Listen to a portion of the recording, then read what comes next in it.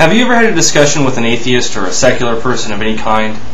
The question of evidence and justification may have came up. Often the secular person will point out that any belief which is not based on evidence or reason is a belief not really worth having.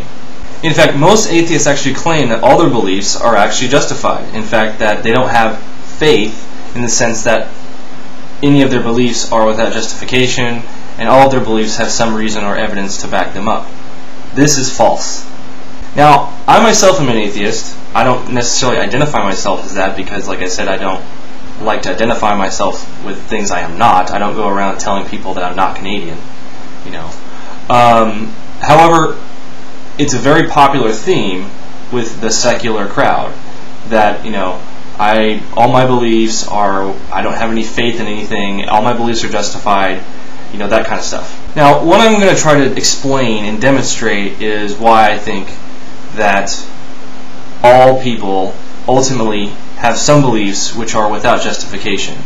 Now, it's not just that they're without justification, that they're actually in principle unjustifiable. And what that means is that it's simply not simply consequential that there's no basis to believe these things, but that there couldn't actually be a basis. There's no basis possible, right? So, let me ask you the following question. Do you believe the following statement is true or false? I believe that my senses give me reliable information about the real world. Do you believe that or not? If so, why? Now, before you answer that question, I first want to explain what circular reasoning is. Now, I know most of you probably already know what circular reasoning is, but after countless conversations with people on this subject, people forget what it means. They think they know what it means, but in reality their concept of what it means is actually wrong. So let me just briefly explain what a circular argument would be.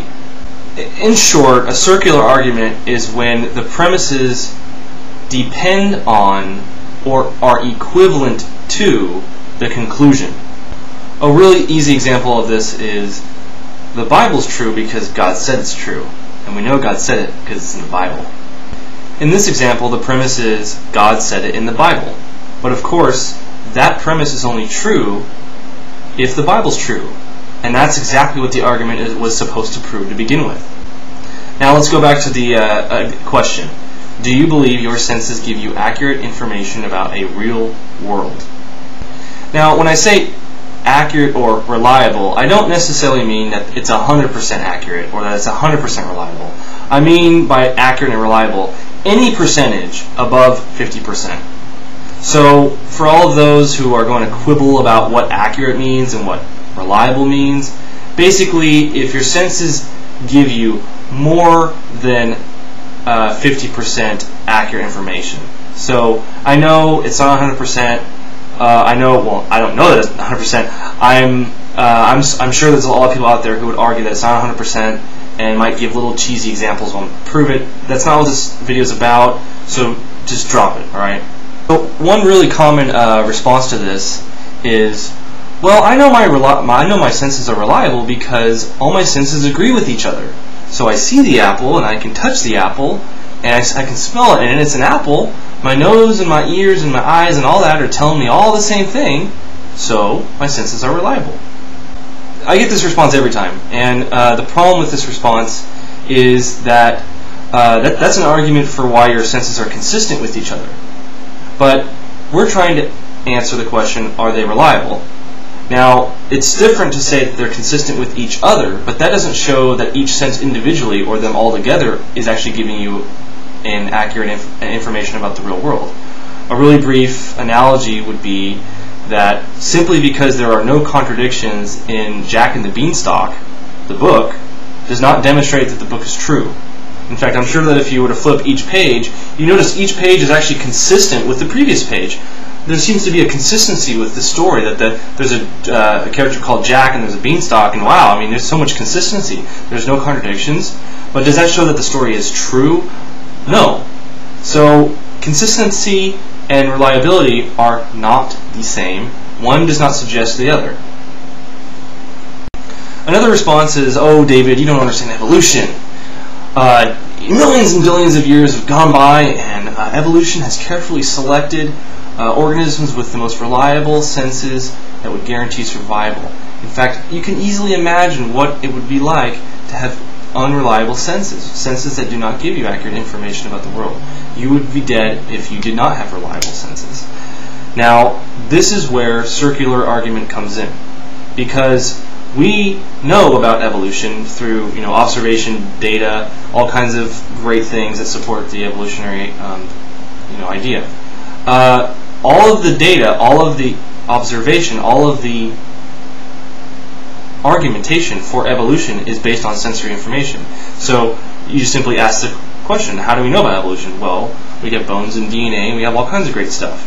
Well, all of those things are known through the senses. So again, the evolutionary argument in favor of the senses being reliable is only valid if the senses are reliable. So again, think about it. I mean, in short, we know about evolution through our senses, right?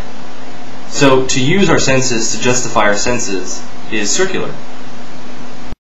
Another common response is some people will say, well, I can get my neighbors and we can all get into a room and we can all put a bucket in the front or put an apple out there and we'll all say, what is it? And they'll say, an apple, and we all agree it's an apple, and that shows that my senses are reliable because everyone else sees the same thing, right? Okay, now this again is circular because your knowledge of your friends is based on your senses. You see them, you hear them. So your friends are telling you something, you believe that your friends are telling you something, and all that's based on your senses. So again, you're using your senses to justify your senses, and that's circular. So again, do you believe that your senses give you reliable information? I do. I mean, I don't know why I do. I have yet to hear a really good justification on why it is. It just seems like something that just seems right. I mean, but that's not the best answer, right? Now, there's going to be an ocean of people are going to say, oh, well, you're saying that our senses are not reliable. No, that's not what I'm saying. I'm simply saying that there's no justification to say they are, or to say they are not. There's a difference. So again, let me ask you the question, do you believe it or not? If you do, what's your evidence? What's your reason? And keep in mind that every reason you give, if it depends on your senses, it's circular, so you can't use it. So to all of you atheists who go running around saying, I have justification for all my beliefs, answer that. There's a belief that you must have, so can you please give me a reason why you believe it? And if you're unable to, then that's something that you need to consider. Because if you have one belief that is without justification, that's faith.